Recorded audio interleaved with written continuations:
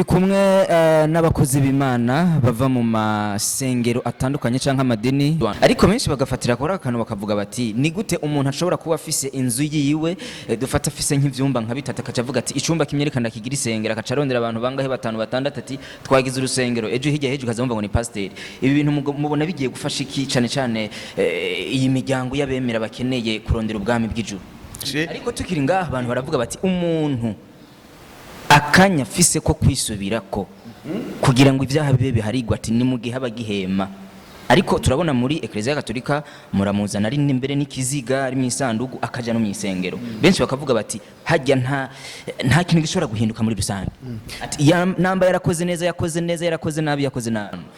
Hari amajambo ariko aravuga ati amadini muri kino gihe cyane cyane dufatiye muri kino gihe nyene turimo mu gihugu cyacu cy'u Burundi ati amasengero ariko aragwira, ariko uko amasengero agwira ni nako n'abanyakibi babandanya bagwira. Iki kintu kivuga kiki nk'umukozi w'Imana? Nkuko bisanzwe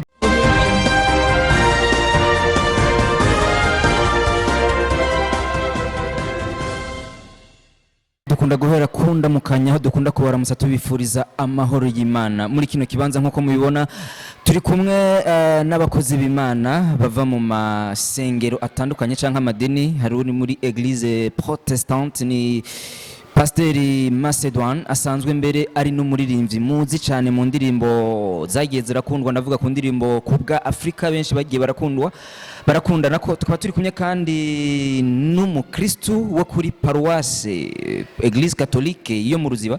Muri kano kanya rero tugira ngo dushobore kuyaga kubijanye n'ijambo ry'Imana ndetse no kubijanye no kwemera kw'amasengera. Biraho usanga bamwe bavuga bati ababemera ibi, abango basenga BIKIRAMARIYA, abango basengera bapfuye, abanga abapasiteri biniki.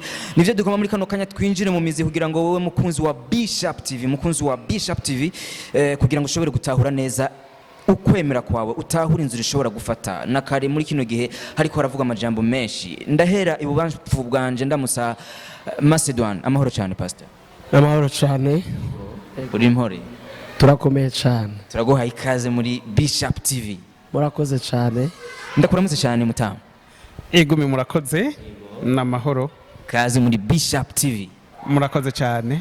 Mwamaze kubona rero abo turi kumwe muri kano kanya, abo tugiye kuyaga uyu mwanya kugira ngo dushobore kwinjira mu mizi kuri bijya bibazo mwige mushobora kuba myibaza bitandukanye. Ndahera kuri kano kantu, mpera kuri nyakubahwa Pasiteri Macedone.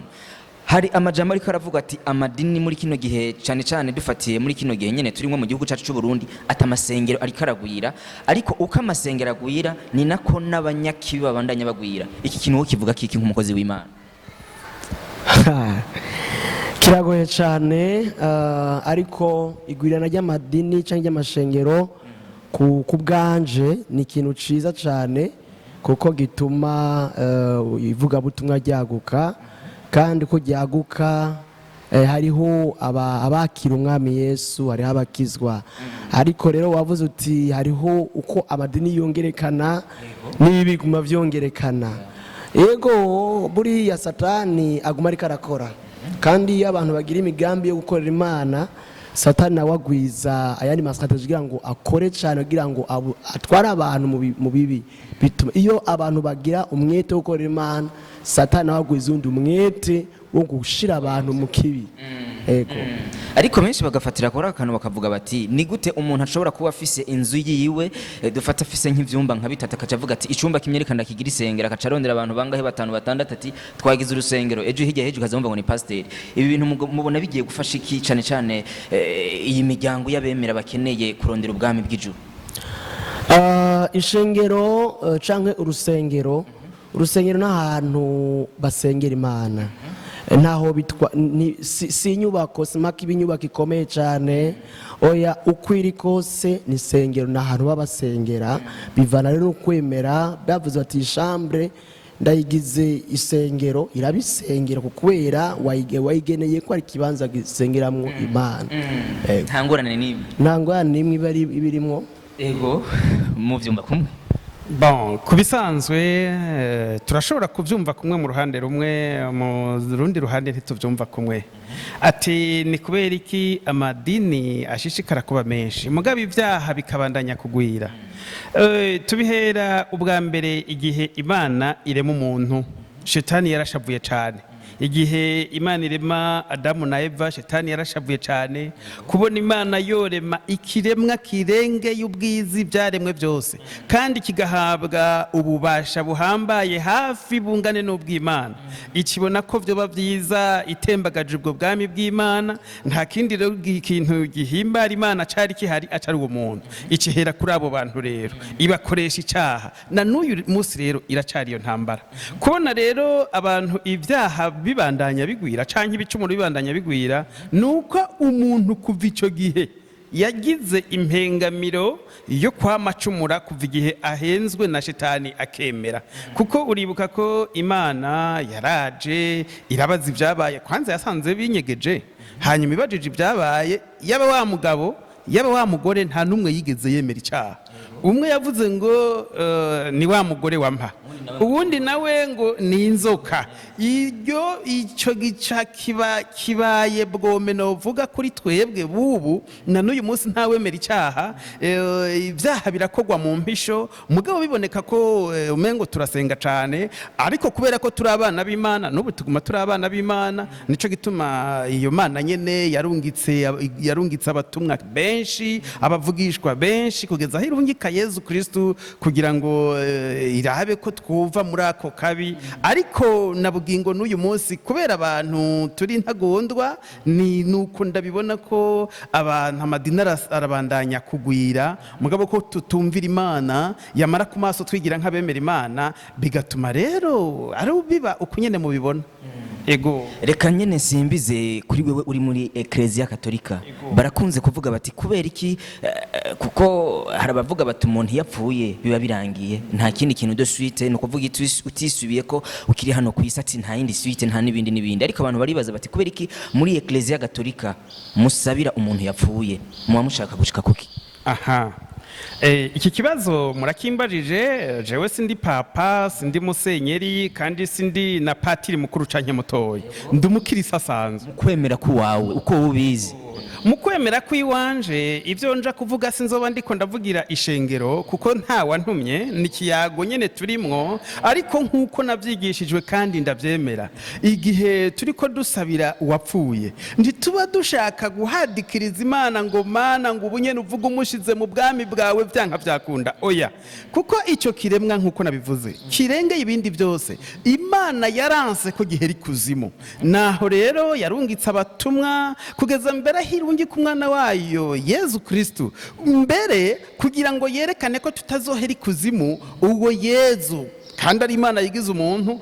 arapfa arizura mu bapfuye kugira ngo ijya ni karata Yezu yacanze shetani kugira ngo yerekane ko natwe tuzozuka tutazohera ikuzimu naho rero iyo umuntu apfuye turagaragaza ukwemera kwacu tukavuga uti Imana uyu muntu twamukunda kandi nawe waratwemereye ubuhirwe bw'ijuru none kubw'urukundo wamukunze ukaba umukunze cyane kugeza aho ubona ko atubandanya bangaha mugabo kamwiyegereza ni uzi urubanza umucira bivanye n'ivyo yakoze wewe usoma mu mutima akira umwana wawe rero turamuguhereje ariko tukiri ngaha abantu baravuga bati umuntu akanya afise ko kwisubirako kugira ngo ivyaha bibe biharigwa ati ni mu gihe abagihema ariko turabona muri Ecclesia Katolika muramuzana ari imbere n'ikiziga ari mu isanduku akaja no mu isengero benshi bakavuga bati hajya nta kintu gishobora guhinduka muri rusange ati namba yarakoze neza yarakoze nabi bo mu yandi majambo ijambo ry'Imana rivuga ngo ntihagire umuntu muzocira urubanza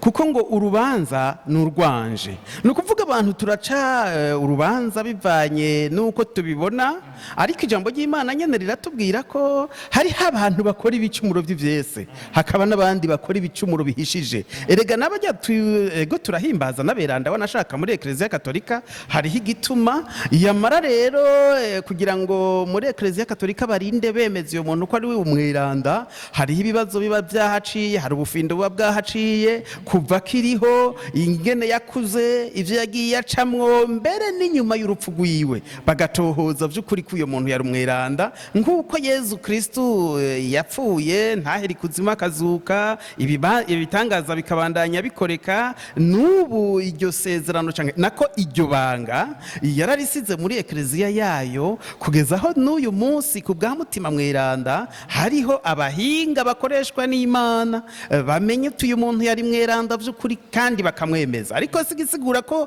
bajya duhimbaza ari bo bonyene, hariho n'abandi benshi tudahimbaza ariko babaye beranda na n'uyu munsi ubweranda bwabo bucomera imiryango yabo. Ego murakoze cyane. Uvyumva gute ibi bintu cyane cyane kuri kina ariko ndavuga cyo gusabira abapfuye mu cyane cyane umenga mu masengero y'anyamenga ntavyo mugira? Murakoze cyane. Ni kibazo abenshi bakunze kwibaza ko kuko imigenzo y'amashengero canke amadini itandukanye no kwemera ko abantu gutandukanye, ariko igikomeye twese twisunga ni ijambo ry'Imana. Gusengera uwapfuye kuri twebwe abakristo bo mashengero y'abaporoti canke amashengero novuga ko ari rukristo, ntabwo twemera umuntu yapfuye abapfuye, yemera akiri muzima, niwe yiyemerera niho kanya afise kwisubira ko upfuye ntubu kiri conscient, ico utakoze ukiri muzima niho gikora wapfuye. Ca kabiri, nta muntu yo gukorera kugira mu kibanza ngo agusabire imbabazi utasavye ukiri muzima, ntibikunda. Hari n'ikindi kintu yavuze ati kugira umuntu mweranda birateye ubwoba cyane, ahubwo ko ushobora kugira umuntu mweranda biratubwira ngo mu bari mw'isi nta mweranda ariho, ndetse no mu ijuru nta uriho. Nimba ata mweranda ariho, ni gute jewe nshobora kugira uwundi umweranda? Ubwanje ntari umweranda, biteye ubwoba. Ariko nkuko yakivuze ati sinaserukiye idini, sinaserukiye papa canke padiri mukuru, ariko nibaza ngo turonse nk'abo bakuru twabaza ico bisunga kugira ngo bagire umuntu umweranda, bango twamugize umweranda, numva biteye ubwoba. Ariko tukiri ngaho nyene kumbure nawe nyene araza guca yunganira. Turabona turi ngaha kwisi kandi twese turiko turondera ubwami bw'ijuru, kandi ndibaza yuko mwijuru nta muntu atari mweranda ajayo. Hari umuntu atari mweranda ajayo? Birabaho? Mwijuru Bibiliya ivuga ngo mu bari mw'isi nta mugororotsi kiretse uwizera ko yejejwe n'amaraso ya Kristo. Mu yandi majambo, wemera igikorwa Kristo yakoze cyo kuducungura, ico nico gitugira abera, kuko icamukuye mu ijuru kwarugira ngo aze gukiza abantu ivyaha vyabo. Nkuko yakivuze, kuva umuntu acumura yagumanye akameremere k'icaha, kandi byari bigoye ko umuntu yikura mu caha. Nayo mpamvu Kristo yaje kugira ngo yitange mu gishumuntu. Ni ukuvuga ngo uwumwakiriye umwizeye uwo arakira. Rero mu yandi majambo, mu buzima bw'umuntu biragoye kuvuga ngo ndumweranda, ariko mu buzima bwo kwakira Kristo yadukuye ko ico caha uracika umweranda. Ariko tukiri ngaho nyene mumaze kuvuga ko ngaha kwisa atamweranda hari, ariko mu nyuma mukacemo hari benshi bavuga ati none hazokira nde? Ego tugira amahoro ya Kristo. Mu yandi majambo tubanza turabe iryo jambo ubweranda. Mbega ubweranda ni iki? No candarifatanya n'ijambo dukunze kumva kenshi ngo twarakijijwe. No kuvuga umuntu wese yitwa umukristo uyu munsi ni gukurikira Yezu Kristo.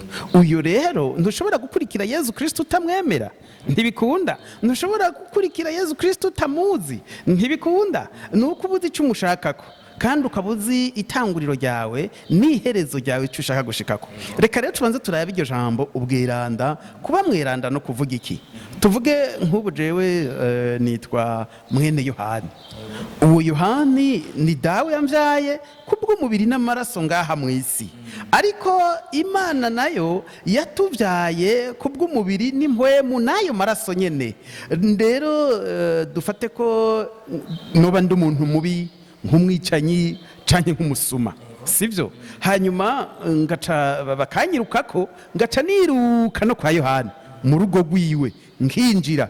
ahubwo Yohana amaze kugara, jewe nitwa barakamfitiye Salvatore, hanze bakadodora ati duha uwo muntu uyo mugesera tumwice.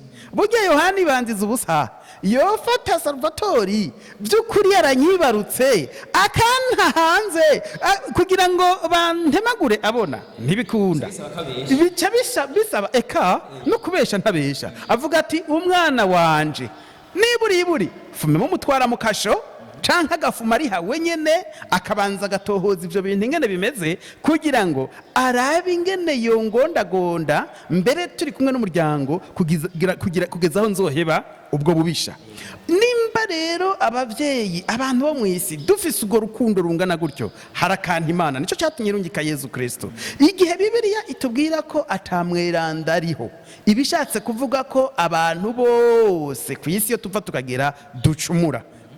uhereye hehe? dufatira kuri ba bandi navuga, novuga bari bavuye mu ipaki, niko nobivuga. bamwe ba mbere Adamu na Eva batagira agasembwa, novuga mbere tweho duhava twiyita pirate, ariko bari yabo bari originale, niho bari bakiremwa, barakandwa n'iminwe y'Imana. kandi ukiri ngaho nyine bo bararanaramba, twe nitukiramba cyane.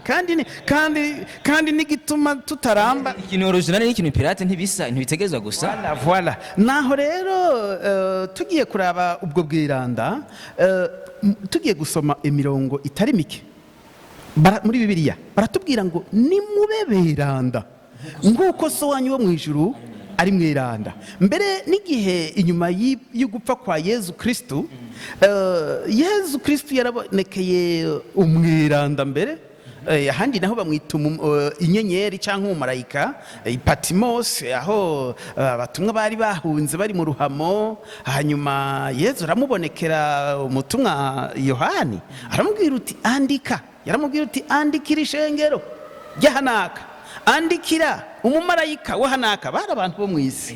gisigura ko rero twebwe turaberanda kubera iki?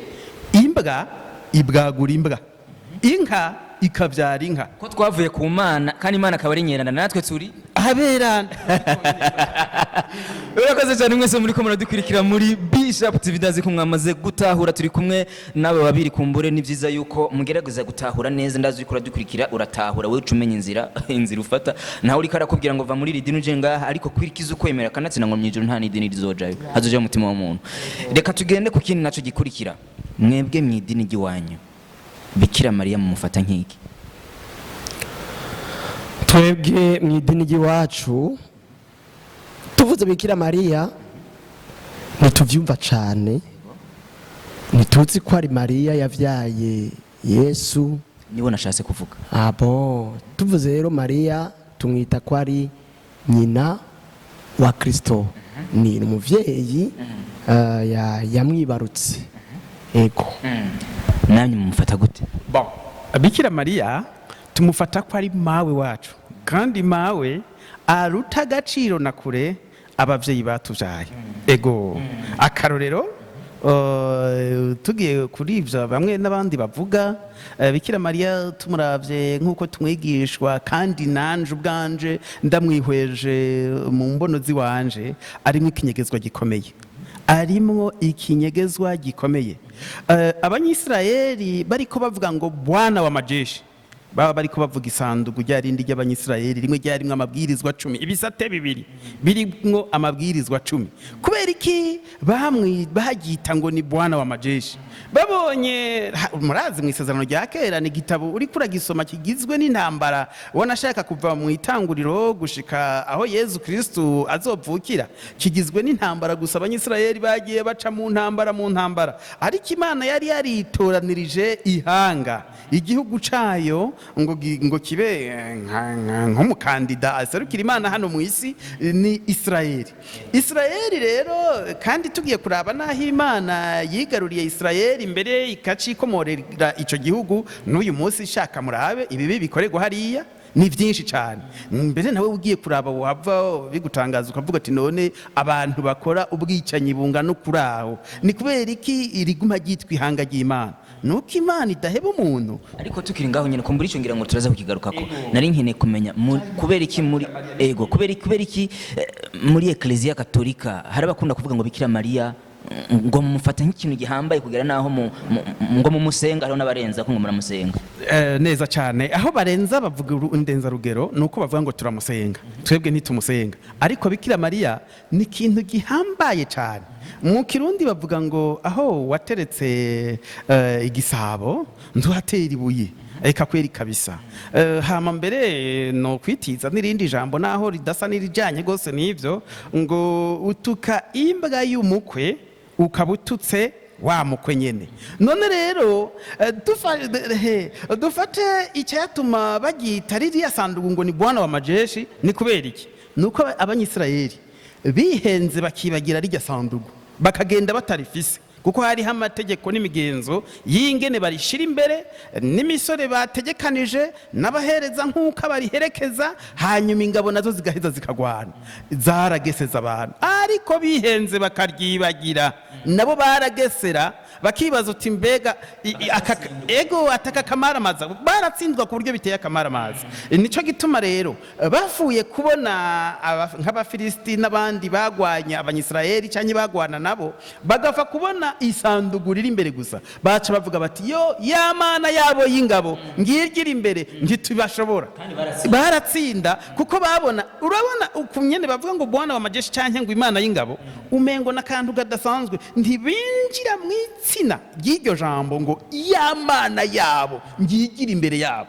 No kuvuga ntibavuga ko ari Imana yo hejuru yitwe babona iryo sanduku bakabona ko ari yo mana. None iyo mana iri imbere yabo rero nta uyishobora. Mbere harageze n'igihe baryiba iryo sanduku ryarimwo amabuye ibisate bibiri byanditse ko amategeko 10 y'Imana. Iryo ryari sanduku ritavuga.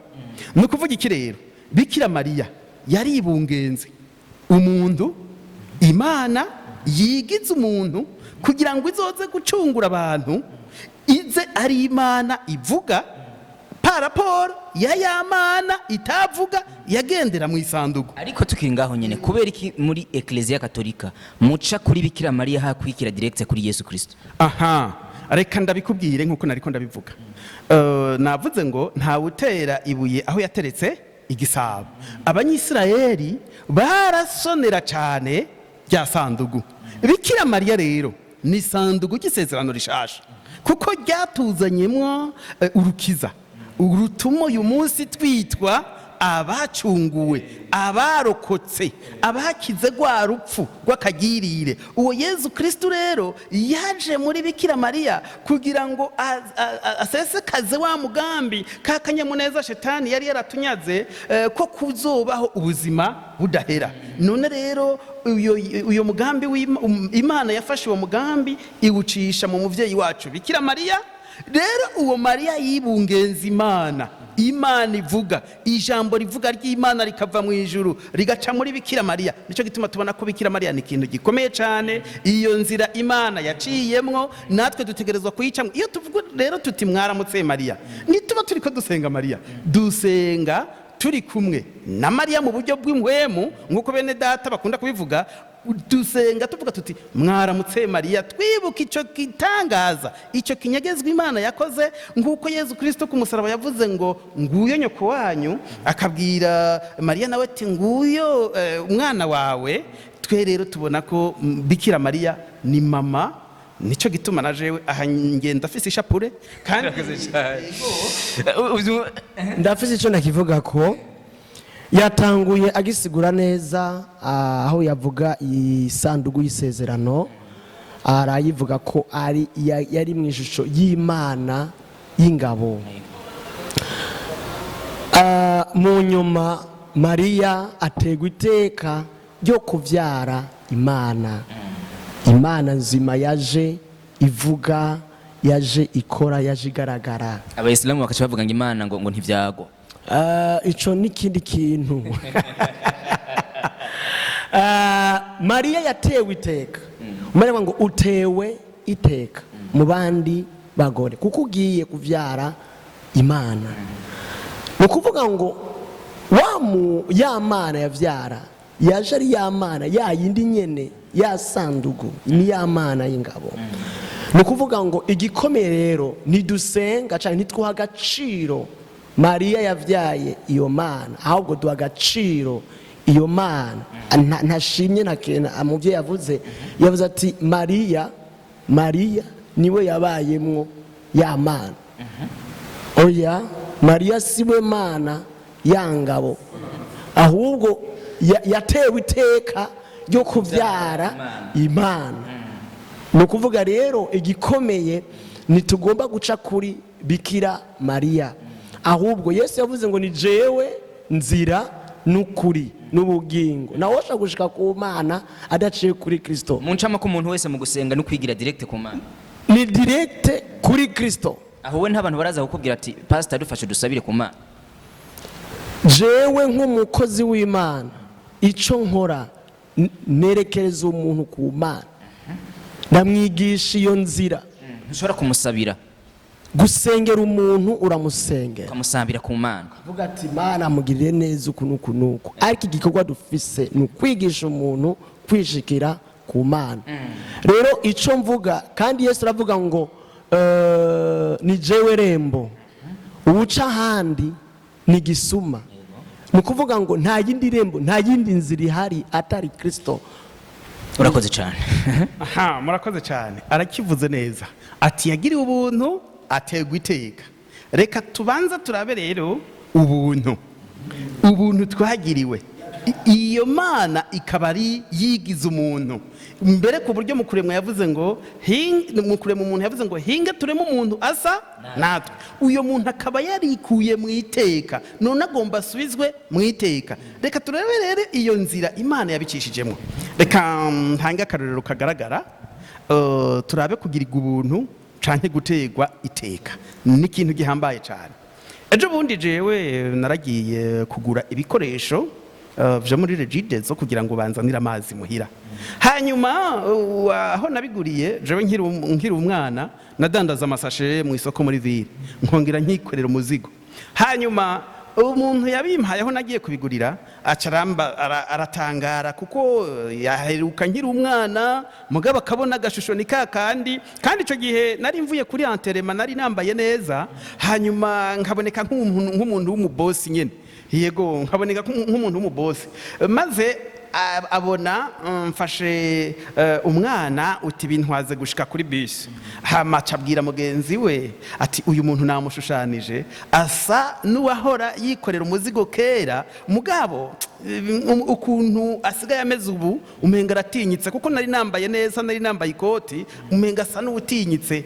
Ndabyumva nca ndavuga nti bon, ntasigara yaragira amazinda. Nca ndamubwira ati nimba unyibuka ni jewe nyene. Nca ndabivuga byose ingene byagenze. Bose baravuga ati sivyo. Ni ukuvuga iki rero? Gutegwa iteka kare wari umucafu, niko nobivuga, atari umucafu hari, ariko wari umuntu ugayitse.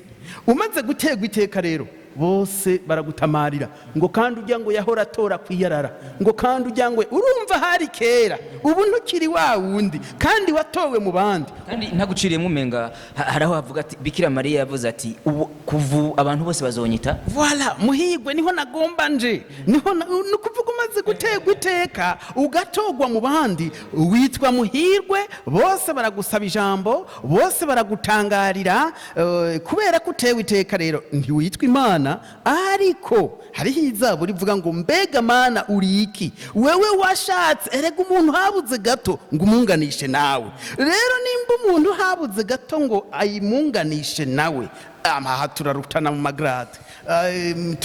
magrade. Bikira Mariya nimba yatewe iteka rero ryo kwibungenga Imana Emmanuel amezi 9, akaba atari mawe yamvyaye yatewe iryo teka, akaba atari mbere wanashakana mama wa pasteur yatewe iryo teka, akaba atari na mama wawe. Nico gituma umuntu tumuonora tukamuha icubahiro gihambaye, nk'uko uyu munsi umuntu yatuvutsemwo twakinye umupira, uyu munsi akaba yitwa ministre, aciye ngaho turakoma amashi mbere nta umwege. Urakoze cyane, ariko reka nsimbize gatonye. hari indamutso Bikira Mariya yahawe n'umumarayika we yagize ati ndakuramukije wewe sinza kukana kukibuka igenda mukanya mu marayika Gabriel ya Bikira Mariya mukumaramutsa ahubwo ni Elizabeth. Oya Bikira Mariya yarabonekewe n'umumarayika aramubwira ati utewe iteka ego Mariya. hari akantu yahereye ko yavuze ngo mwaramutse Mariya we wuzuye inema ari muri Bibiliya yanyu handitse muri Bibiliya y'Abaprotestant handitse ngo ndakuramukije Mariya wewe wuzuye we watoranijwe n'Imana we wagiriwe ubuntu yagiriwe ubuntu kuko niwe yatowe mu bandi bakobwa kugira ngo yanzira Kristo ashobore kuza abe umuntu yari Imana mugabo abe umuntu byategerezwa guca mu nda y'umukobwa. Rero Mariya yagiriwe ubwo buntu bwo kutwara iyo nda.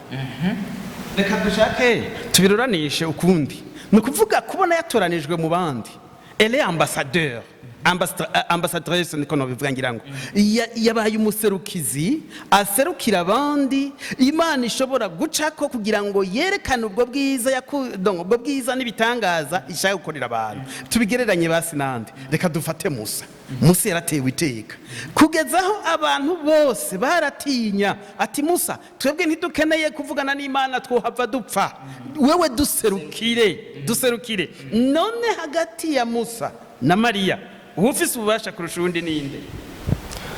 Sinovuga ngo hagati ya Mariya na Musa ufise ububasha ubundi niki, ariko icyo nagomba kuvuga ni giki kuri ubwo buntu Mariya yagize iki yagiriwe. Iyo bavuze ubuntu ni ikintu uronka utari umerita utari ukwiriye ubwawe nawe uvuga ati ni kuri ikintu nubwo na kironse nticari kimbereye.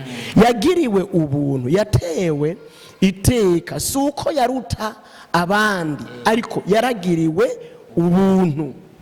Mwese muri ko muradukurikirana muri Bishop TV murabona yuko twayaze ibintu byinshi nitwo bivuga ngo dushobore kubiheza ariko akanovuga yuko araga party kambere ubukwikira tuzoshobora kwicara kandi kugira ngo muze muratahura byinshi. Murabona bijya bibazo mukunda kwibaza bimwe mukagenda murabivugira mu ibarabara. Ni byiza yuko muza muravyumva mukabibyigwa n'abashoboye novuga kubironkera ubumenyi canke n'abafise ubumenyi butandukanye kugira ngo mushobore gutahura neza. Ndazi yuko wamaze kugira subscribe kuri channel yacu ya Bishop TV, wamaze kugira partage kugira ngo ibintu bibandanye bigenda neza. Reka banda basezere kumbure tuzofata kandi kanya kugira ngo tugende turinjira muri bijya nyene bijya bibazo mukunda kwibaza byinshi kugira ngo mushobore gutahura neza.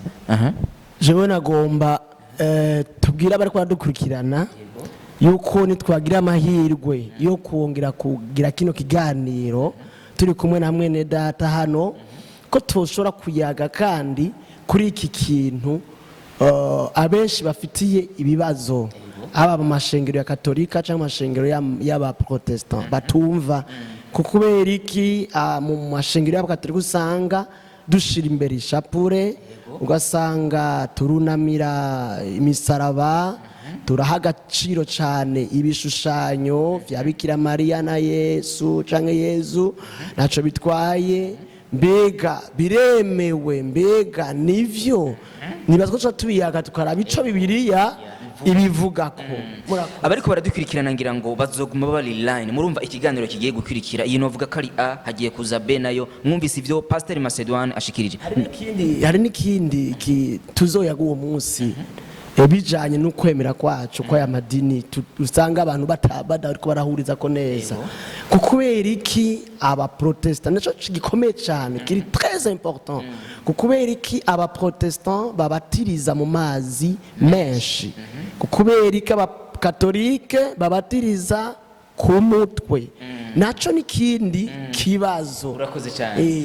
Ibi nitwo bivuga muri kano kanya mumenye karakantu tubitse tuzogerageza kuzogira ubukurikira. Ndagushimire cyane mutanga. Ego murakoze na je ndabashimiye cyane ariko ibi turiko turayaga nkumbure bariko baradukurikirana hano kuri radio television Bishop TV no kuvuga ngo wewe urumviriza ntidushaka kuvuga ngo duhagarare kuri iri dini canke irindi ariko dushaka kugira ngo muri uku kwemera kwa kwacu mbega we wibaza uti mpagaze he Bibiliya bivuga ko iki ariko igihambaye si uko twibanda cyane muri Bibiliya kuko gushika uyu munsi abenshi n'abapagani barazi ico Bibiliya ivuga ikibananira gusa ni uko bahagarara ku co Bibiliya ivuga kugira ngo kibe umushinge w'ubuzima bwabo none rero naho wari ukwiye kuraba uti mbega jewe mpagaze he mbega aho mpagaze ndi kumwe n'Imana kuko kuva na kera abantu bamye ari intagondwa no kuri Yezu Kristo bose ntibara bakatolika vuya hari abafise idini ryabo ni naco catumye yigisha mbere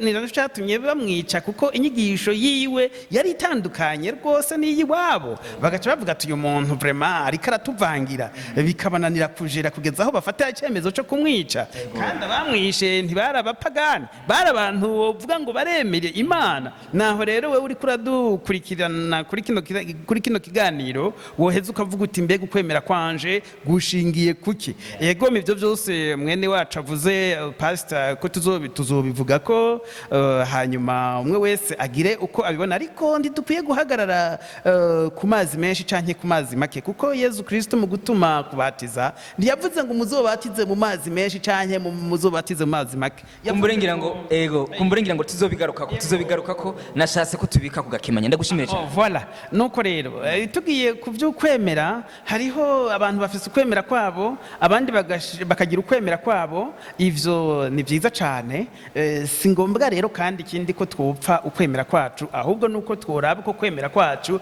ko kudutumbereza vy'ukuri mu bwami bw'ijuru urakoze cyane ahanje nuvume ngo nshobora kwamshira mwese mwari ko muradukurikirana hasta la vista